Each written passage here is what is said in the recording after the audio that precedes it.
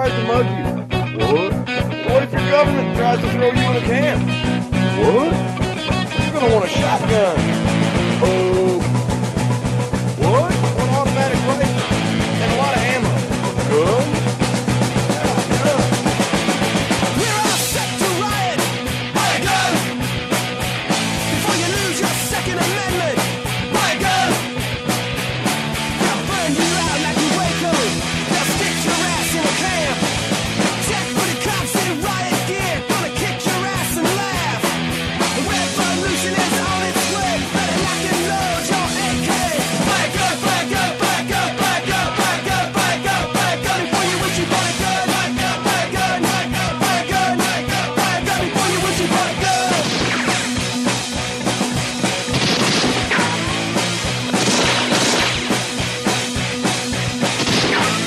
We're all set to riot. Buy a gun. Before you lose your Second Amendment. Buy a gun. They gave your money to the banksters. They stole your pension funds. It's time that we took to the streets. It's time we had our turn. A revolution is on its way, and the founding fathers would say, buy a gun, buy a gun, buy a gun, buy a gun, buy a gun, buy a gun, buy a gun before you wish you bought a gun. Buy a gun, buy a gun, buy a gun, buy a gun, buy a gun, buy a gun before you wish you bought a gun.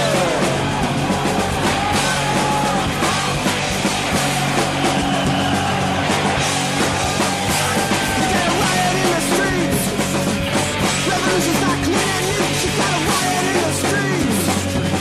Revolution's not clean and neat. Ladies and gentlemen, boys and girls, it is Tuesday. We are live. This is PrimerTime on UCY.tv. My name is Michael, and I'm ahead of the crowd. I haven't spent any money on the NFL in probably the last 20 years. My name is Nicholas, and I did not watch a single football game this Sunday. We are angry at the system, or busy. Yeah, I mean, what it comes down to is that you take probably the last bastion of what it is, just pure entertainment, and you make it politicized for whatever hurt feelings some group of multimillionaires has. I don't need to watch it. I think Trump has kind of established a little bit of a Genghis Khan vibe. He's making his enemies kneel from 2,000 miles away. Yeah, I mean, the funny thing is that the thing that gets me about this whole thing is the NFL played a game in London this weekend. Yeah, I think that's the biggest part of this whole protest thing.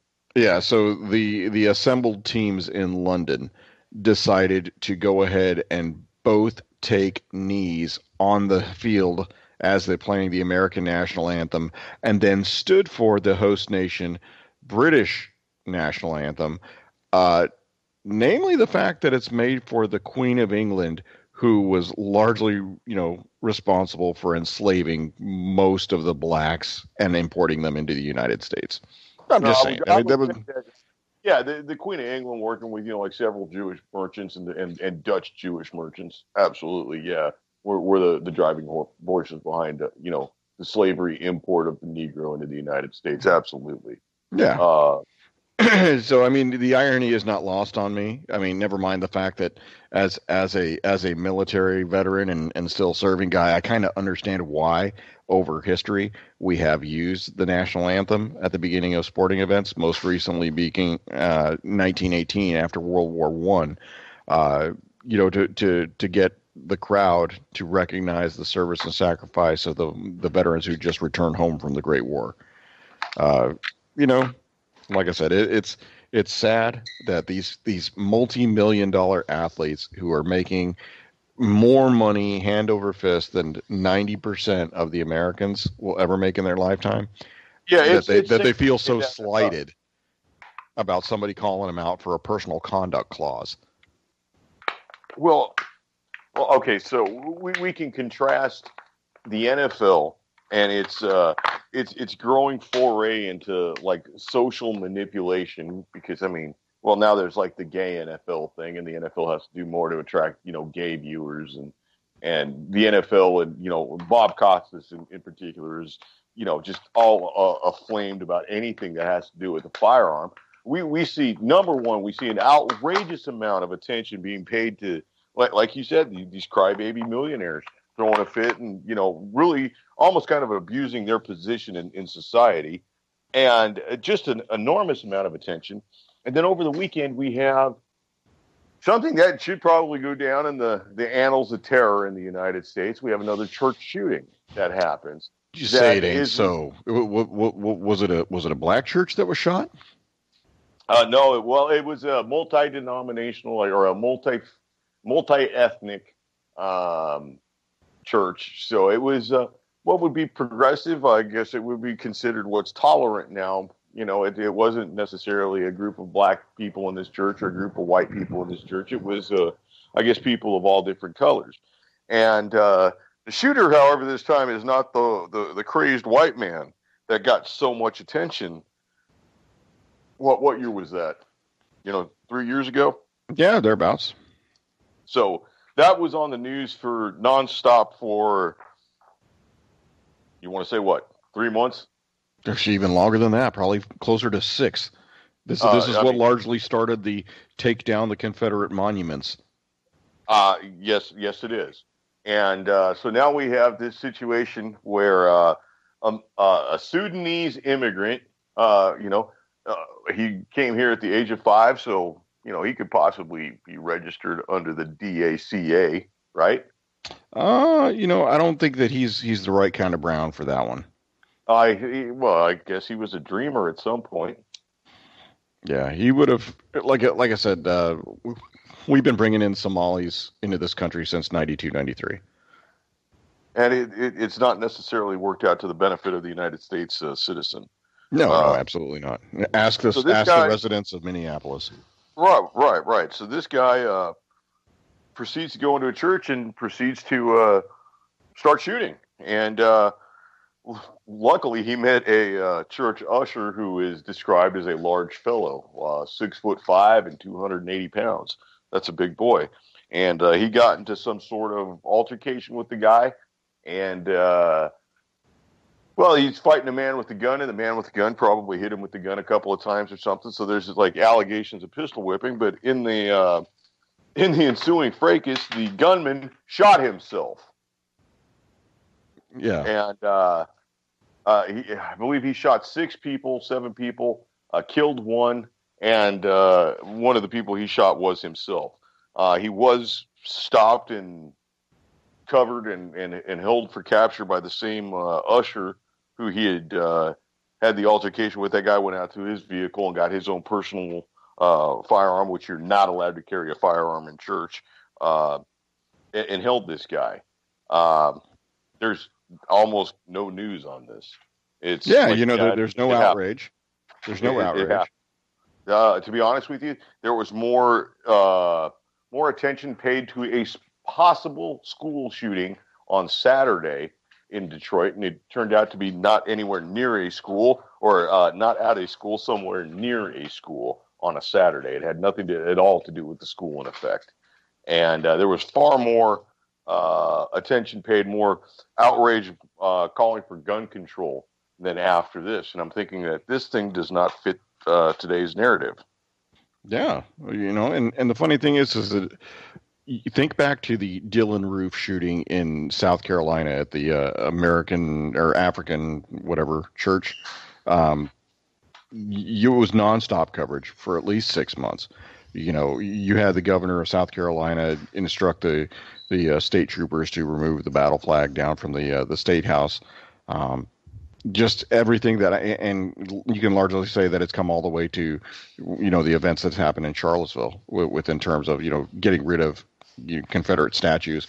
We also had a story that's been out on a couple different media today. The story about the second lieutenant in the U.S. Army who decided to go ahead and, voice his support for communism.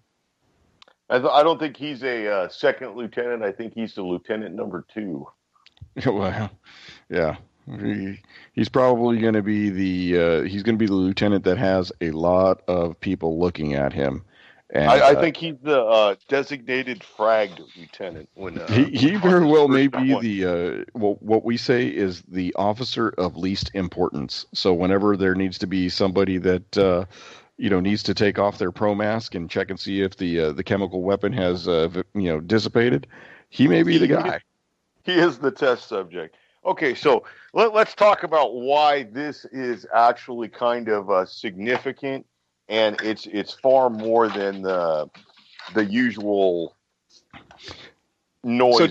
So do you remember the 16 West Point graduates from last year who all happen to be of the dark variety, who decided to take their West Point old timey photo with the raised fist? Do you remember that? I do, absolutely. Yeah. So that was deemed to be a political statement, of which you're prohibited from doing while in uniform. And being that those cadets were in their full dress uniforms, that is entirely prohibited. Same with this second lieutenant. He decided to go ahead and not only write "Communism will win" inside of his cap that he wore to graduation, but he decided to go ahead and wear the Che Guevara shirt.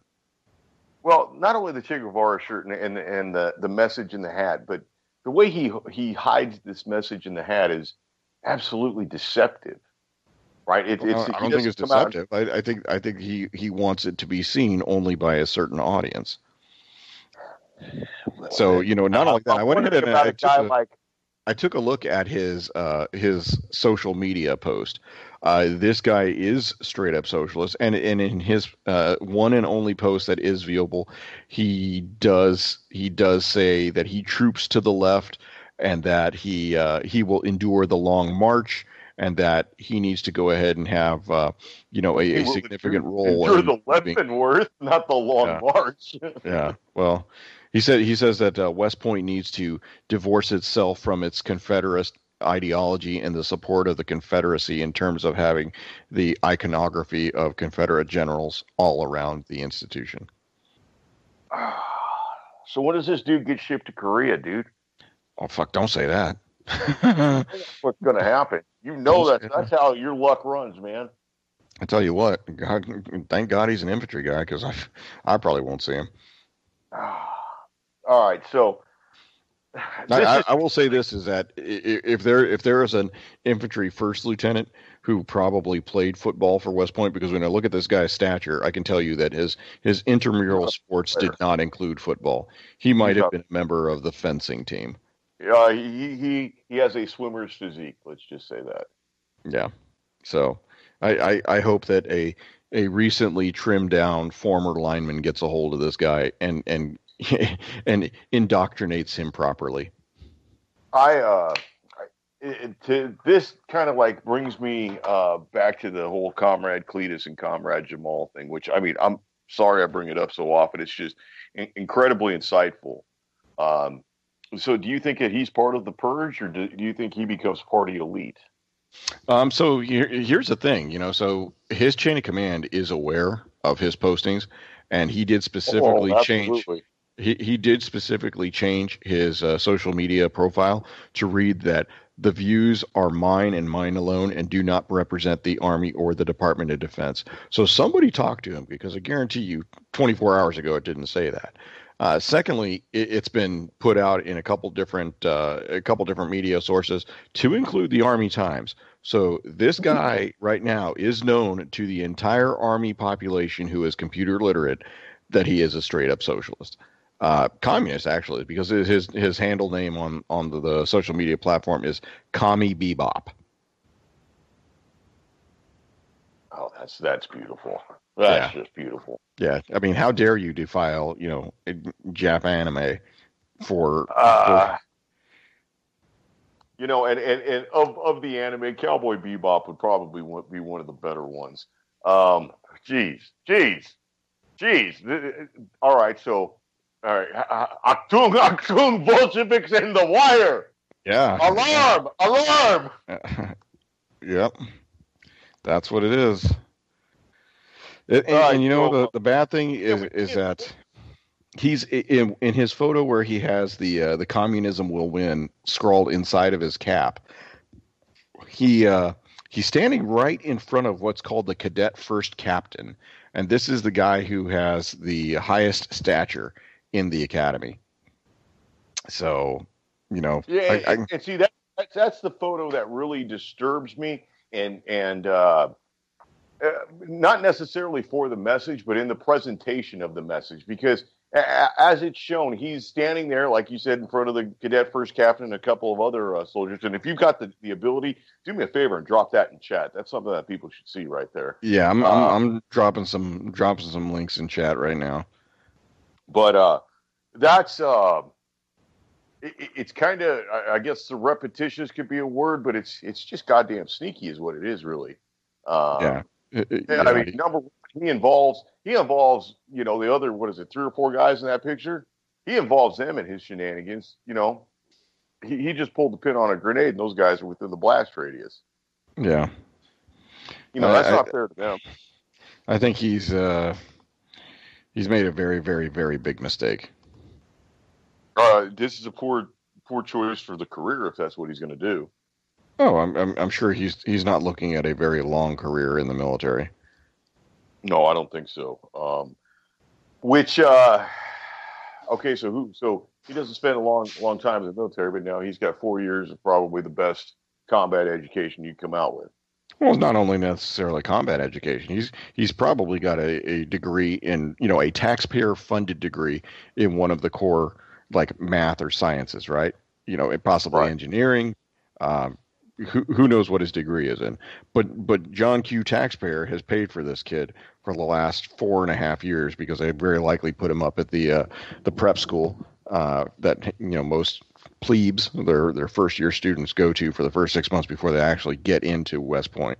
So never mind the fact that he's got a security clearance. He's got 4 years of active service under his belt already.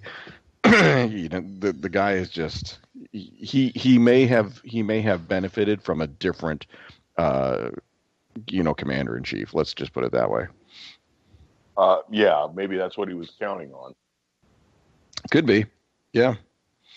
All right, so let's look at this in the context of the world is falling apart and the United States is headed towards a civil war. Now we have somebody who is bona fide on the opposite side in tactics of war. Maybe not necessarily experienced, doesn't have any combat experience, but he's got the knowledge and the education. How easy is it for this guy to pass on what he knows at a basic level to the idiots out there in mask swinging bike locks and with ridiculous? Oh yeah, absolutely. Too easy. And who's to say that he didn't participate in that already? Well, I'm not going to make any kind of speculation on that. What I'm wondering about is what are the chances that he goes out and he trains this formerly inept group of, bike lock swinging, honest to God beta males and retards into a somewhat capable combat force? Yeah, I doubt that. I doubt that very seriously. First off, from what I've seen of the Antifa members trying to go out there and train like they're going to put on weight, and they're woefully behind the power curve. I don't put any stock in it. He may be able to do some propaganda somewhere. He may be able to work for the Pravda on the Western Front, but I don't see that happening. Okay, so we're both kind of fans of history and all that, and kind of believing that things would be cyclical. We see this kind of. Do you see this more akin to, say, somewhat like the beginnings of the Spanish Civil War? Do you see this somewhat more akin to the beginning of the Weimar instability, or do you see it as a combination, or do you see it as something completely different? I don't know what to think. Talking about this guy specifically. But this guy specifically is a product of a mindset. If there's one, communists are like cockroaches. If there's one, there's more. Oh no, absolutely. That part is true. That part is true. But the individual, like I said, I see him wearing in his dress uniform. I see him wearing a combat infantryman badge, an air assault badge, an airborne wings. He's got a Global War on Terrorism service medal, an Afghanistan campaign medal, a National Defense, and an Army Achievement Medal. So at some point, he might have gone out to a unit that was already in theater while he was a cadet. very unlikely that he was a former enlisted guy. I don't know. Maybe he is. Maybe he wasn't. I'm sure that'll come out in the next But couple of days. well, we can just say that it's rare for an enlisted guy to end up at West Point. That's not the No, no, no, no. I universal. mean, it does happen. I was actually given that. I was given that You were choice. given the opportunity, but Nick, you're not the average soldier. You were born for this. Yeah, You are one of 1,000. You are one of yeah, 10,000 in the military. yeah. So So he is assigned out to the 10th Mountain, out at beautiful Fort Drum, New York, and they do stay engaged in the fight, as we say. So sure enough, he did have a post on something called Medium.com, and that goes into his rant about the hypocrisy. patriarchy. Well, no, he doesn't complain about the patriarchy, but he is complaining about the Confederate iconography that is associated with West Point. Hmm. Yeah, Hmm. he's just a turd. So let me ask, in your experience, if somebody was to proffer a similar political view, In my presence. well, not only in your presence, but in the structure of command that you've been affiliated with, Mhm. how would that go? Like say in the this units that you've been in. with this young pup, he would largely be doing push-ups until his arms fell off in front of me and in front of probably every other senior non-commissioned officer out there. Do you see this as a risk of a risk to the safety? It could be. Definitely he's very steadfast in his beliefs from what he's posted online. I would be relatively concerned if I was a non-commissioned officer in any unit where he was in a platoon and he was maybe a platoon leader, because he's probably a first lieutenant by now. Um, yeah, there is some cause for concern there. I guarantee you, anybody in his chain of command that doesn't see things the way he does is going to have a very, very close eye on him. This is not going to go over well. I mean, the guy is. This could largely be considered sedition if he attempts to influence any members of his command, or the army for that matter, with his personal beliefs. Should they detract them from accomplishing their missions as directed. I I really don't. I don't have a good feeling about this. This is probably the most disturbing thing I've seen today. Yeah, and I can tell you right now that his fellow cadets, had they known that this guy was harboring these beliefs, they probably would have ostracized him. Or the fact is that they didn't. So how many of his fellow cadets hold the same beliefs? Well, it's possible, but like I said, it's more probable that they didn't know. And as like you said, you can tell from the one photo where he's holding his hat, he's not displaying his cap, or his cover as it's called, to any of the other cadets in the photos. So No, it's very sneaky. It's very directed. Yeah, it's directed towards the photographer. Right, and more so than directed towards the photographer. It's there's a deliberate subterfuge involving his fellow soldiers. He involved them against their will in his little bullshit song and dance right here. I'm particularly offended by this, because, well, I mean, look, quite frankly, socialism kills, and when I say socialism, I refer to global socialism. I don't necessarily have a problem with national socialism, because, well, national socialism works for the betterment of the nation, and I actually have some respect for it, but I have zero respect for global socialism, because global socialism is, well, it's a murderous, genocidal concept, and before anybody says, but actually it wasn't real communism, it doesn't matter. There's 100 million dead. Yeah. Well, the way I look at it is at some point this guy is not going to get promoted. Will this guy have any kind of finger on anything that matters to the safety of you or I? Probably not. Probably not.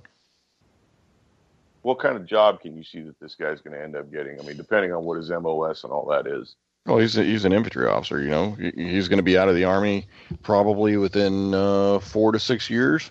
Probably a captain by that time, but he may have been a company commander, may have been responsible for the lives, health, and welfare, morale of 110 soldiers. And I can tell you that probably most senior non-commissioned officers and other officers will very likely not involve him in any reindeer games. Yeah, another reject from the island of misfit toys, bringing you the red light special, so to speak. Yeah, very much so. And like I said, I think that in his case, he probably didn't think before he posted. And yeah, that's the nicest thing I think I've heard you say today. Yeah, probably didn't. Not to say that he's capable of complex thought, but this shit. You can't have guys like that running your shit. I think that's dangerous. Yeah. All right, so we got another kind of disturbing. So we go from the commies in the wire, from Bolsheviks in the brush and commies in the wire to some sort of weird ass sabotage, and it's fairly disturbing. So take it, Nick. I mean, you brought this one to my attention, so I mean, I'm still kind of in shock by it. And I appreciate if you were able to drop that one in chat as well. Yeah, I've already done so and dropped a couple photos in there, so that way, our listeners can go ahead and take a look. Basically, this is a story that came out of the firearm blog today. A gun buyer in Virginia purchased a shotgun online, and what caught my eye was it's the same model as a shotgun that I already own.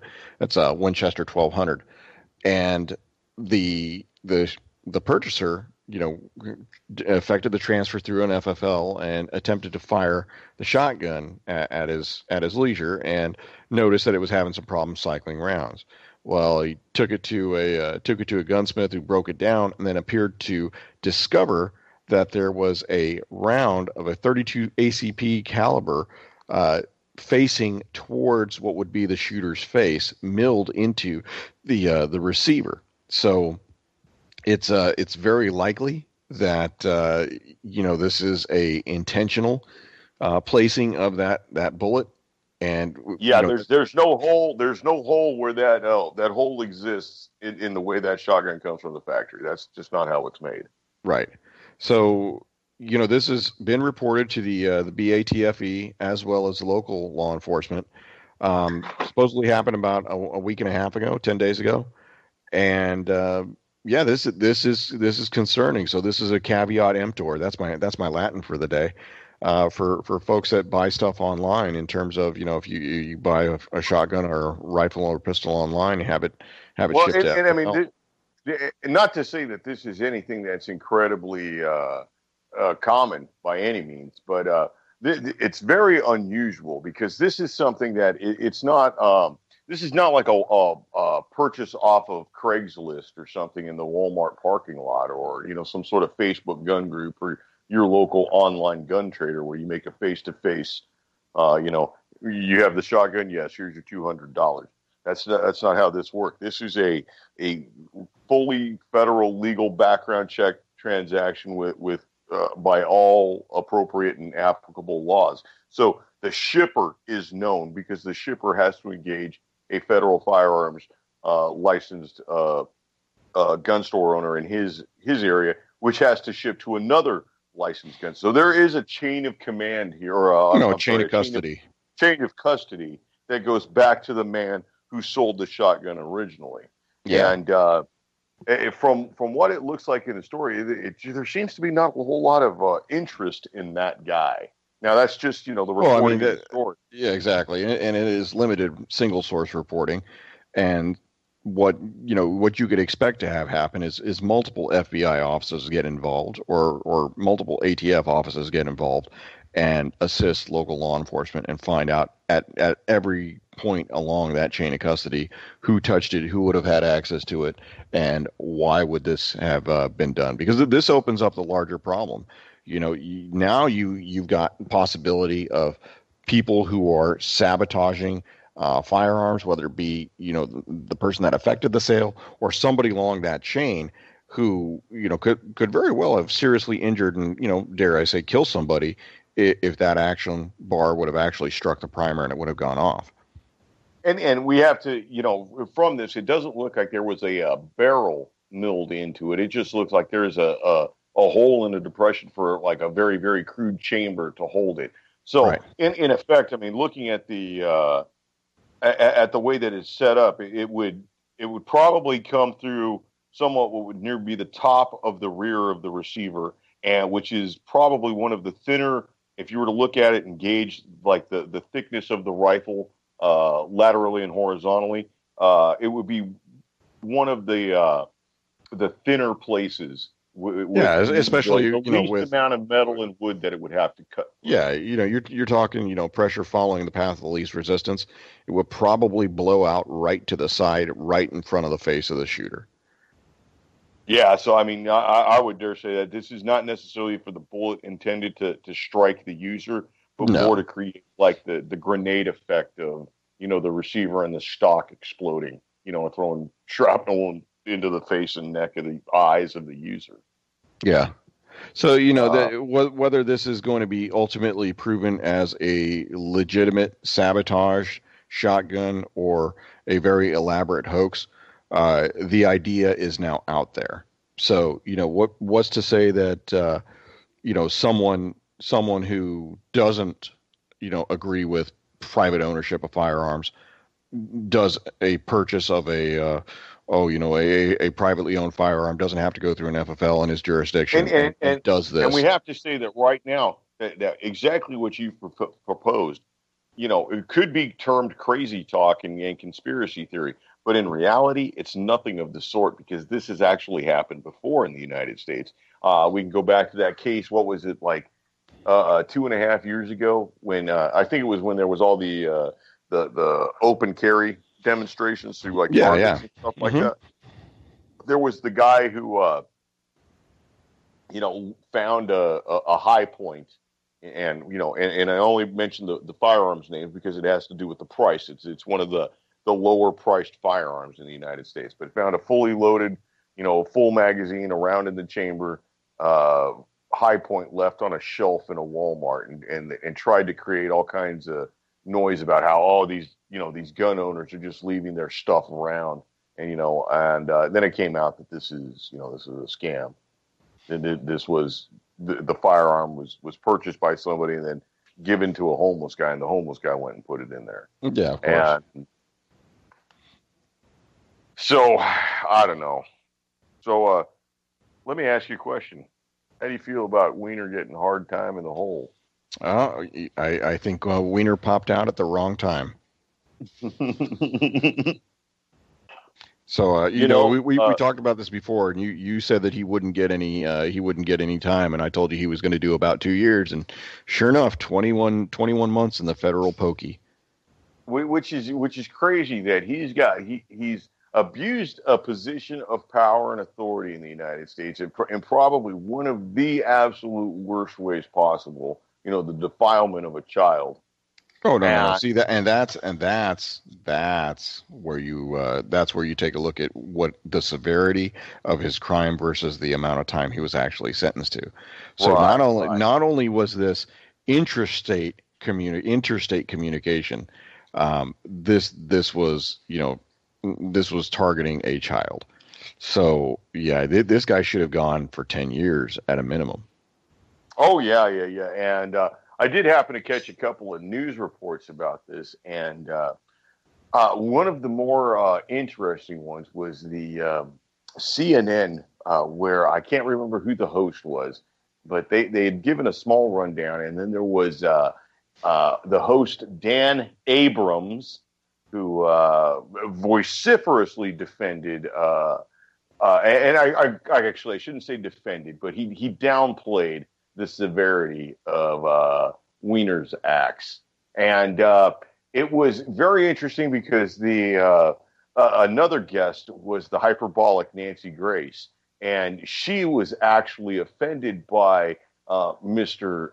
Abrams and his somewhat lackadaisical, pshaw. Twas nothing. Yeah, of course. The interesting thing is that I don't know if you saw any of the pre-sentencing hearings that occurred. He had everybody in his family come and speak on his behalf.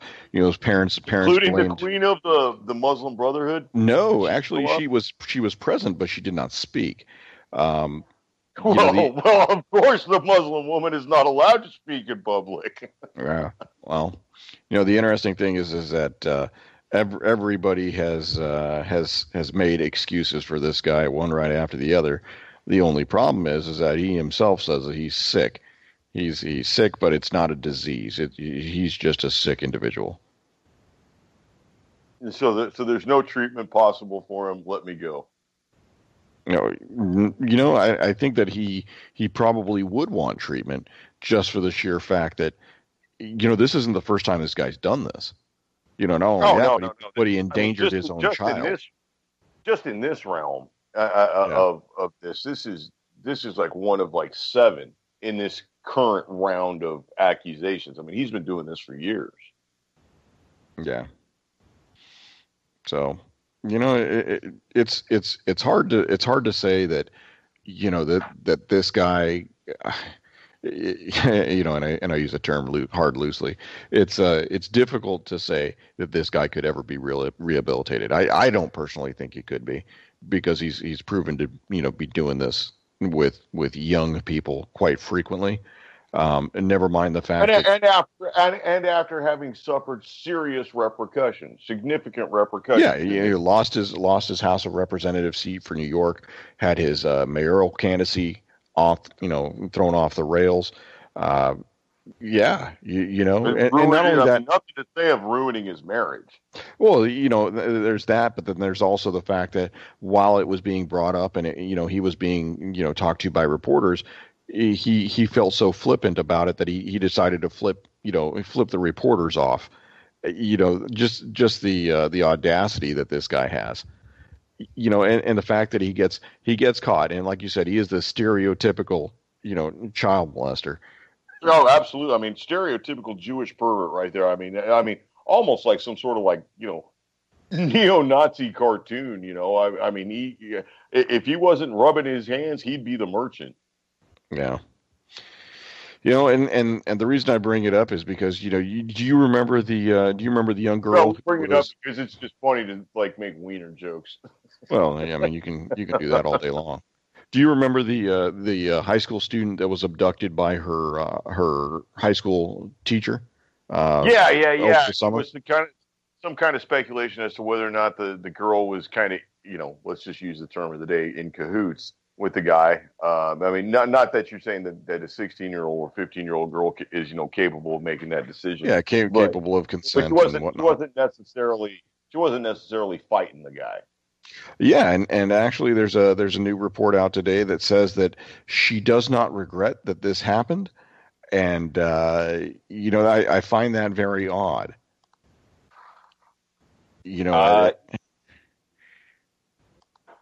Yeah, go with this because I've not had any of this. So yeah, so basically, she's a 15-year-old who was abducted by a teacher and was kidnapped and taken across state lines from Tennessee all the way to rural Northern California before they were found. There was speculation that they were going to go to Mexico or something. Oh yeah, of course. I mean, that's where everybody wants to go, right? So yeah, so this individual was married at the time, and his wife was begging and pleading with him to come back before that they discovered that this has been an infatuation of the teachers for some time. he had inappropriately handled the student, and some other students had come forward to say that he's been seen around her and seen him kissing on her and whatnot. So the guy obviously had very, very bad intentions for the welfare of this kid. But the problem is that this kid now believes that it wasn't a bad thing. Okay, so we have the medical phenomenon, the psychological phenomenon known as Stockholm syndrome. Yeah, and I don't know that that's what this is, but what I will say this is this is a young adult. For the most part, she's 15 years old. 2.5 years, she's probably 18. This girl is going to have issues that follow her for the rest of her life, and I don't think that there's going to be any amount of talking with her that's going to be able to convince her otherwise.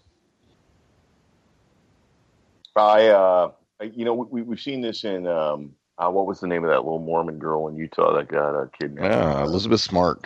Elizabeth Smart. That was another case that garnered a lot of attention and a lot of headlines, and then when she was found, it was kind of hushed up. Yeah, it wasn't that it was necessarily hushed up. It's that I believe that the parents wanted to do everything they could to shield her from further exploitation through the media from the likes of people like Nancy Grace, who survive on that. I mean, think about it this way. How long did Nancy Grace survive on Natalie Holloway? That's been 10 man. years. All right. I was working at a bar when that happened, and we would close down at night and do like the end of the night bar cleanup stuff. So we'd kill all the music that we've been playing in the bar all night, going listening to, and we turned on CNN or one of the news stations, and it was usually CNN. And easy 4 months of every night it was Nancy Grace and something about Aruba and Vandersloot and blah blah blah. Oh yeah. Yeah. So, the problem is that I think that in regards to Elizabeth Smart, her parents, they obviously had her leading a very sheltered life, and they wanted to restore her to a sense of normalcy as quick as possible without the interference of media.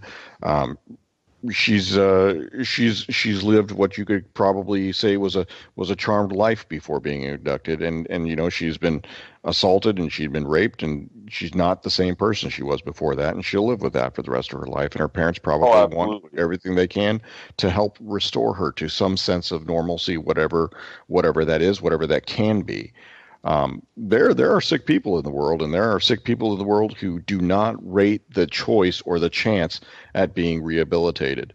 And unfortunately, I think these child molesters, they're the ones who can't be rehabilitated.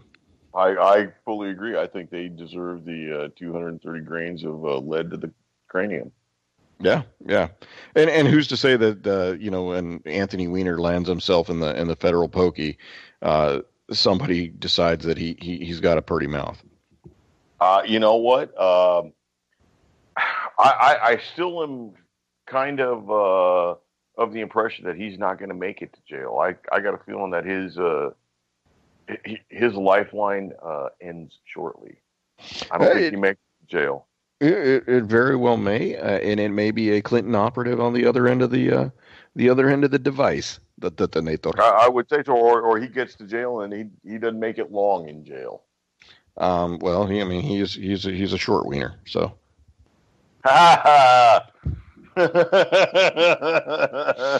That's what they get for killing Jesus.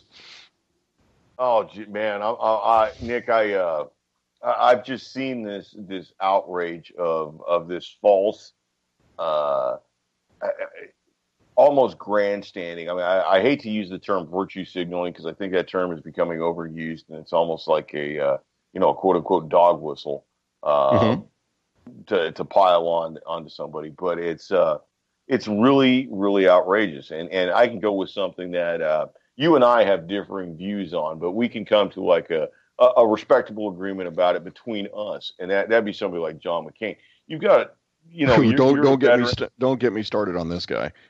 Right. Well, I mean, but in the end, you don't wish any kind of serious harm on the man or anything. I think the man is beyond evil. and he gets whatever's coming to him. And I kind of hope that the basal cell carcinoma does the tumor two-step and dances him further on, because that's the only way we're getting rid of this sumbitch. Well, actually, you know what? No, that's not necessarily the truth, and that's one of those things that right now there is a recall effort going on in Arizona to give him the time that he needs to heal from his cancer diagnosis and his cancer treatments, because he's not able to serve the people of Arizona in the 100% of his capacity. I would dare say that that's a very fair and an honorable end to this man. Yeah, and I think that. He made his career on being a maverick. That was his tagline in his presidential campaign. But I will tell you this: right now he's just an obstructionist, and he's largely a Democrat in a Republican's clothing. He's sided with Democrats on many things. See, I don't even think I think like saying Democrats and Republicans anymore. It doesn't matter, because it's all, they all work for the same end. They're both obstructionist parties. They're both. Well, yeah, that's why you have a two-party system. One obstructs the other. Very, right. Very, very rarely. Outside of, say, oh gosh, I mean, you have to go all the way back to Reagan and Tip O'Neill. That's quite a long time ago. But you don't see bipartisanship in that same vein, where people can work together, give a little to get something done. The only people that are given a little are the people that are actually the majority in both houses of Congress right now, and they're not getting anything. So I think that you're going to end up seeing here in the very near future. I just got a news text a few minutes ago that the Alabama Senate race for the Republican primary, Luther Strange, who has been endorsed by Donald Trump, apparently was defeated by the former Chief Justice of the Alabama Supreme Court, Roy Moore. So, that's an interesting one. Are you at all familiar with the campaign? Because last night, this Luther Strange, the appropriately named man, was a little bit over the top and jingoistic in his in his approach to his campaign, and he pulled a gun on stage yesterday. Yeah, I saw that. I saw the picture. Can't say that was a great idea. That one didn't work right there, dude. Yeah. I'm sorry. I mean, I'm all for firearms, but you screwed the pooch on that one. Somebody might not have thought that he was he was the right man for the job after that. But the other thing is that there, man. We were talking about John McCain and a possible recall effort. I think that you have 8 years or 7 years of empty promises when it comes to show votes, and when it comes to saying, hey, we'll get rid of this Obamacare madness, we'll get rid of this Affordable Care Act, and we'll do it, and we'll do it, we'll do it. You just got to give us the House, the Senate, and the presidency. And now that you got all three, you see who the actual charlatans are. And you see the people like Olympia Snowe of Maine. You've got Lisa Murkowski, who's barely lucky that she has a Senate seat in Alaska in the first place. And go right along with Ted Cruz in Texas and Rand Paul in Kentucky, and then John McCain. Those are five people that are fairly unreliable when it comes to actually advancing policies and platforms that the president has outlined. And this is something that themselves they have voted for. I've got more respect for Rand Paul. I think he has a tendency to stand on the issue. I do think that Rand Paul totally bent the knee and put on the American flag knee pads and the yarmulke and went down on Netanyahu. I don't think he was happy about it, but I think he did it. They're not. None of them are working for us. The issue is that people are going to get wise. That if you say that you're going to do something, and you say you're going to do it for 7 years in Congress, and that you take show votes that have no choice or no chance in passing, and then when it actually comes with a House bill or a Senate bill that has a chance, if people coalesce and you vote against it, I think that people are going to take that to heart, and you're going to be out of a job. So hey, do so at your own peril. Not to say that any health bill that goes forward before Congress is going to be the greatest and best thing that we can do. With the exception of having the Affordable Care Act rammed down the American people's throats, without any debate and without any support. You got to remember that was a pure majority on the Democrat side, and they were able to go ahead and do it because they had the numbers. Well, they don't have the numbers, but they're still able to sway other members of the Republican Party into not going along. So what does that tell you? It tells me that if I was a citizen of the state of Alaska, Maine, Kentucky, Texas, or Arizona, I'd be looking for new senatorial representation. The problem is you don't get in. Nobody gets in unless they've got a way to blackmail them. Well, I'll tell you what, these are, you've got two first-termers, and then you've got the others who are, a little long in the tooth. You take a look at Lisa Murkowski. She was defeated in the Republican primary for her last election, and she came back as a write-in candidate on name recognition and got the nomination. So, that's that. You take a look at Maine. You've got the two, fairly fair weather Republicans up there, whether it's Olympia Snow or whatever. There's no good medium for those folks up there.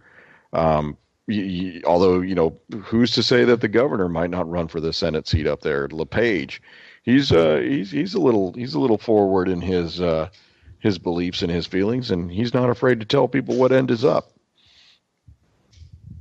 I think that we're headed into a time of turmoil. Let's hit the 4 rules of firearm safety real quick, and then I want to throw something at you because you've been there. So, first rule of firearm safety is every firearm is loaded until you have visually and physically inspected and ensured that it is not loaded. Rule number 2: keep the muzzle pointed in a safe direction. Do not cover anything you do not wish to destroy with that muzzle. Rule number 3: know what the target is, know what's beyond the target at all time. And rule number 4, the most important rule: keep the booger hook off the bang switch until you're ready to discharge the firearm. There are no accidental; they are all negligent discharges in this situation. So don't give the anti-gunners any more ammunition to fight us with. Yep. So listen, we've had something that's kind of like beyond the scope of primer time, but it's kind of near and dear to both of our hearts. Let's talk about the German election situation. Yeah, okay. So you've got in Germany, you've got Angela Merkel, who is the chancellor, and she's the former East German child Communist Youth Party member. Yeah, and she has just been reelected to her 4th term.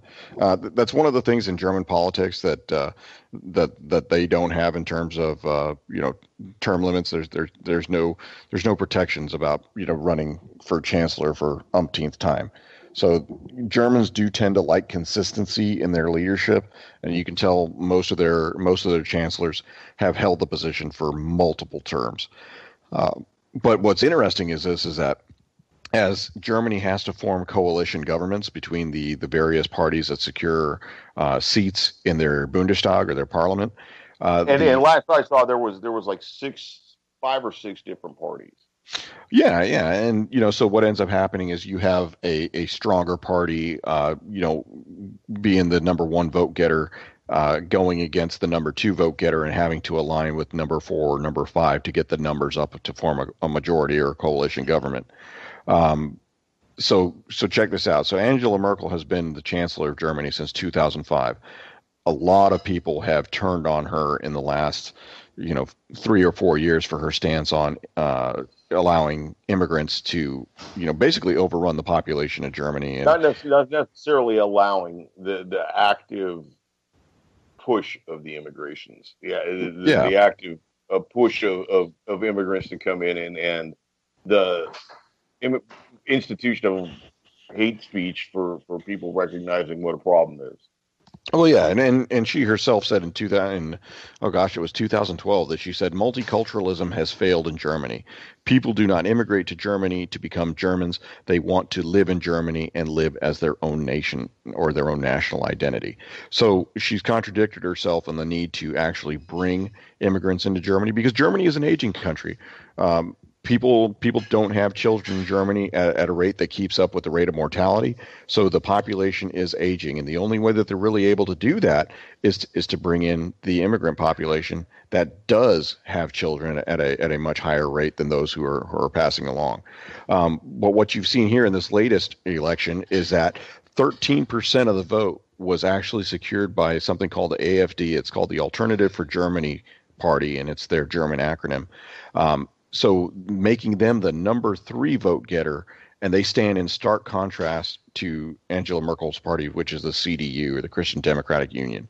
The interesting thing is that in German politics, kind of very similar to American politics, the large industrial centers tend to have a lot more of the socialist party platforms that carry the day, whereas in the South and West you have the more conservative, which is the a little bit less populated than say in North Rhine-Westphalia, which is where Dusseldorf is, one of the highest concentrations outside of Berlin, but places in the South like in Heidelberg where I used to live, or Munich or Stuttgart, those are traditional strongholds for the CDU. The Green Party, they call them Bundist 90. They are straight up socialists, and they actually had a big hand in pushing Germany away from nuclear power a few years ago after the Fukushima scare. But the Alternative for Deutschland party is the big proponent of ending the process So of rampant bringing in and Yeah. unbridled immigration. Right, exactly. And they stand in stark contrast to Angela Merkel. So it'll be very interesting to see how a damaged party brand, is able to do stuff there. Because when you got to think is, you're also kind of like not speaking to the point that while Merkel won, her party, the party that she belongs to, took a massive shellacking. They lost a significant amount of seats. yeah, and they did. You got to figure the AfD party polled at under 4% the last time they were up for a federal election, and this time they're at 13.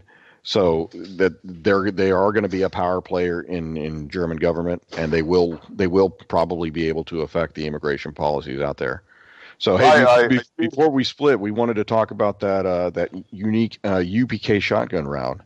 Oh yeah, that's right, the UPK shotgun round. Okay, so this is kind of a nifty item. It looks like the military is going to adopt it in certain situations.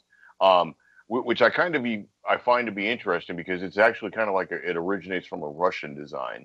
It is a Russian design, and the YouTuber Taufledermaus has taken it and put it through its paces, both through a smoothbore and a rifled barrel extension and a shotgun. So he said that even without any kind of spin stabilization, this is extremely accurate, and it does a very good job putting holes in things. Well, as it comes out, we're both firmly believers in shotguns because, who doesn't love a .68 or a .76 caliber rifle in the end? Yeah, especially one that's very accurate. And accuracy is what counts. And, that's going to come into play in the future when because, well, honestly, if there is some sort of like unrest and discord in the United States, they will declare martial law, and there will be no more ammunition sales. Yeah, that's just how martial law works. Gun stores will close up. Somebody will probably come in and confiscate all the weapons from every gun shop in town, all the ammunition, and you're on your own. Yeah. Well, the way I look at it is, if you get one of these and you want to use it for hunting or for home defense, you're probably going to be equally okay. I think this would be devastating for home defense for somebody who knows what the hell they're doing with it. Oh yeah, absolutely. So, I have not seen this out in the open market, and I don't know if it's even available in the United States. I know that in the YouTuber's channel, he said he had to employ some subterfuge. Well, that's usually how it is. You've got to get this stuff. Everybody, thank you for listening. UCY.tv gives you what you get somewhere else. I especially. Before you lose your Second Amendment, buy a gun. Martial law is coming soon to a small town close to you. Blackwater's gonna police the streets and they'll kill whoever they choose. A revolution is on its way. You better do what patriots